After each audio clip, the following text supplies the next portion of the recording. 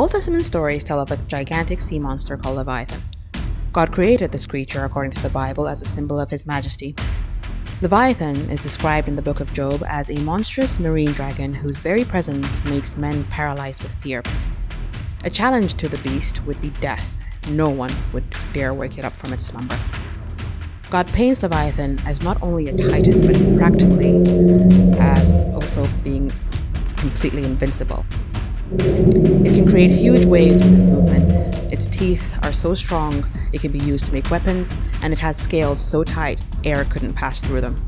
It can shoot lightning and fire out of its mouth and smoke from its nostrils. It's so tough, even warriors would be scared away since regular weapons wouldn't work against it. Biblical myth states that though Leviathan might be strong, it is still under God's control. In fact, all aspects of Leviathan's existence are gifts from God, a reminder that all life is dependent on divine providence.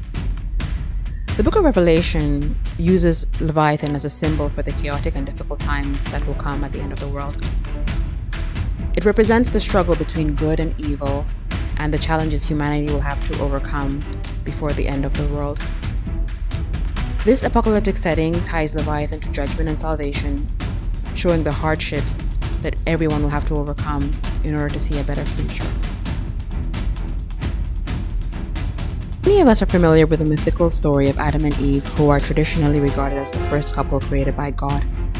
There is, however, an ancient Jewish myth which tells us a different story about a woman named Lilith, who was created from clay alongside Adam, rather than from his rib.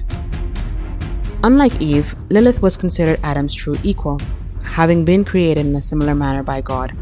This equality allowed Lilith to refuse to submit to Adam, rejecting the idea that he had dominion over her. Faced with a choice between subjugation and freedom, Lilith chose to leave Adam and the Garden of Eden and went to live near the Red Sea. God, in response to her departure, sent angels to persuade her to go back home, but Lilith refused, defying both the celestial messengers and God himself. After she left, Adam became really sad and lonely, and so God, out of pity for his child, created Eve. Because of her rebellion against divine authority, she was turned into a demon. She was cursed to never give birth to living children, and would even cause all children everywhere to get sick or die whenever she was in their presence. This is why, in ancient societies, many people were known to give amulets to their children, which had the names of angels engraved on them to protect them from her. Some versions of the myth suggest that it was Lilith, not Lucifer, who, out of jealousy of Adam and Eve's happiness, assumed the guise of a serpent and led the couple to sin, resulting in their expulsion from Eden. The story of Lilith and all interpretations about her are, however, absent from the canonical Judeo-Christian scriptures and are not recognized by Catholic or Protestant traditions. The myth of Lilith is preserved in texts such as the Alphabet of Sirach, which is speculated to date back to the medieval era. Lilith's presence is also noted in general Hebrew, Babylonian, Sumerian, and Assyrian myths, where she is depicted differently depending on the culture. For example, she can be depicted as a malevolent deity or as a moon goddess, which embodies both fertility and destruction depending on the phase of the moon. There is speculation that Lilith's story was deliberately excluded from the Bible by the councils who were responsible for putting it together, possibly because her narrative of independence and defiance contradicted the patriarchal values which were fundamental to Judeo-Christian culture. That is why some scholars argue that Lilith's demonization reflects a broader historical pattern where women are vilified for challenging patriarchal authority and reducing them to evil women or demonic figures.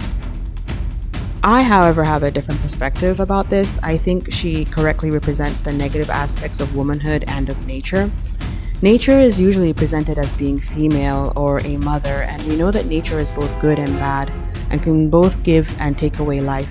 Hence, Eve gives birth, but Lilith kills. In the book of Revelation, there are two really scary creatures, both called beasts, which are central to the end time story. The first one is supposed to come out of the sea, and the second one comes from the earth. They are both said to play a big part in the apocalypse. The sea-born beast is depicted with having 10 horns and 7 heads, each one adorned with a blasphemous name. It will look like a mashup of a leopard, a bear, and a lion. It will have a leopard's body, bear's feet, and a lion's mouth. All these will symbolize its immense power and dark nature. The creature will get its power, throne, and authority directly from Satan and will use its influence to lead humanity into idolatry, making people worship both itself and the devil. This beast will have the ability to blaspheme against God, wage war against saints, and rule over diverse peoples and nations. Among its ominous powers will be the ability to perform deceptive miracles, including calling down fire from heaven, all aimed at misleading people.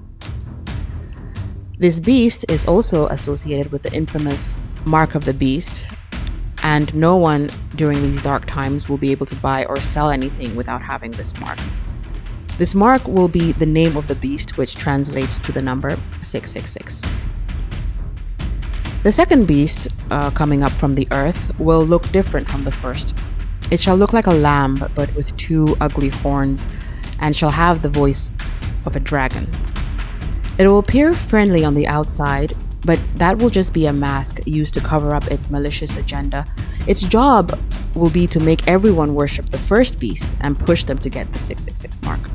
This beast will be able to perform amazing miracles as well to trick people, and will also be able to punish anyone who doesn't follow the first beast. The 2 beasts are often interpreted as metaphors for tyrannical political systems or deceitful religious institutions that draw people away from genuine devotion and obedience to God. They symbolize the hardships of the end times, a time of serious struggle and testing for believers whose faith will be put to the test when they are faced with deceit and persecution. The stories about these end time characters are viewed in Christian doctrine as a reminder to stay strong and keep going, resisting the temptations and dangers that are present in the current world. There is a biblical prophecy about the coming of a secondary endgame villain called the Antichrist, who will be the principal adversary of Jesus Christ. This malevolent being will be the son of Satan, born of a human woman, just like Jesus was. And since we have God in the flesh, he shall be the devil in the flesh. But unlike Christ, who is the embodiment of divine goodness, the Antichrist will be the embodiment of supreme evil. After he is born, he shall blend in among us humans and prepare for the apocalyptic war to come. When the war begins, no one will be able to tell who he is right away. In fact, he shall show no outward signs of hostility and malevolence, and you will not be able to spot him in a crowd. He shall just be another face with no red flags and no alarms. Over time, however, his influence will gradually increase as society's faith in God diminishes and skepticism skyrockets, and people start to question the existence of evil and Satan. The Antichrist will use acts of kindness to mask his ultimate aim of undermining God's creation, and will leverage his growing influence to sow disbelief in the existence of a divine kingdom and an afterlife, in hopes to do away with the concept of heaven and hell. As the clock ticks closer to the final judgment and fear of eternal damnation reduces, humanity will become increasingly susceptible to temptation, which will only amplify the Antichrist's power. He will rise to prominence, captivating millions with his charisma, oratory skills, and political savvy, and will introduce a new religion with himself at its center, denying Jesus as the Messiah and proclaiming himself as the true Savior.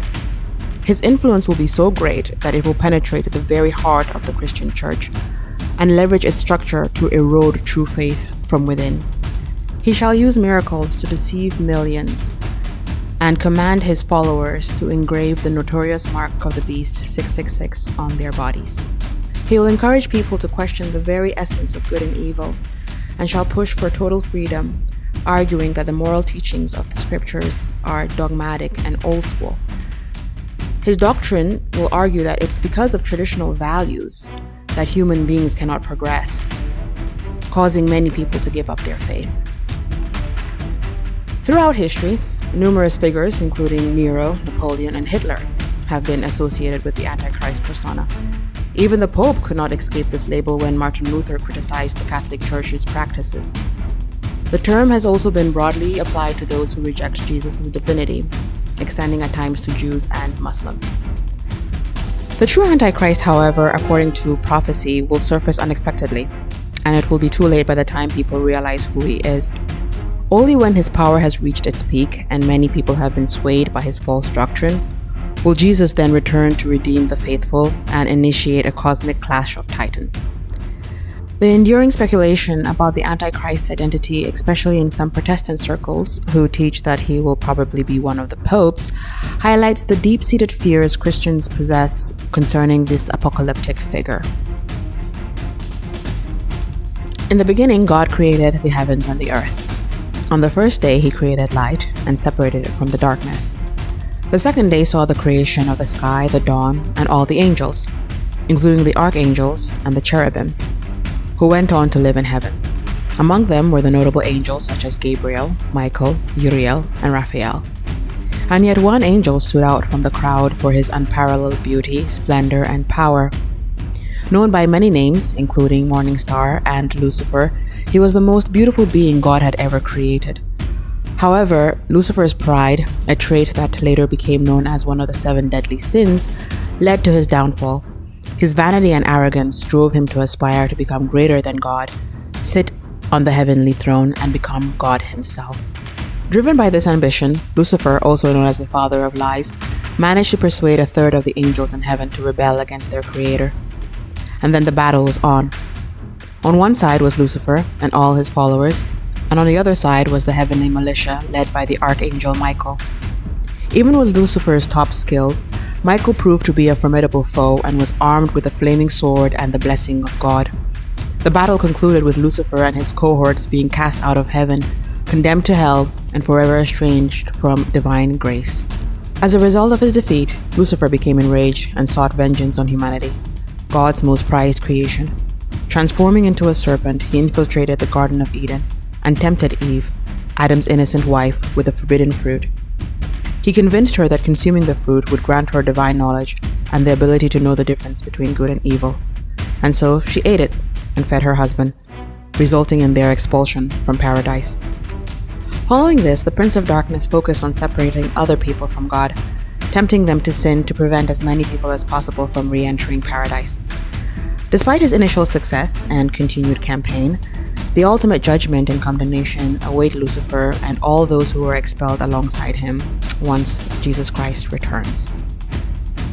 And there you have it, folks, the 5 worst demons of Judeo-Christian mythology.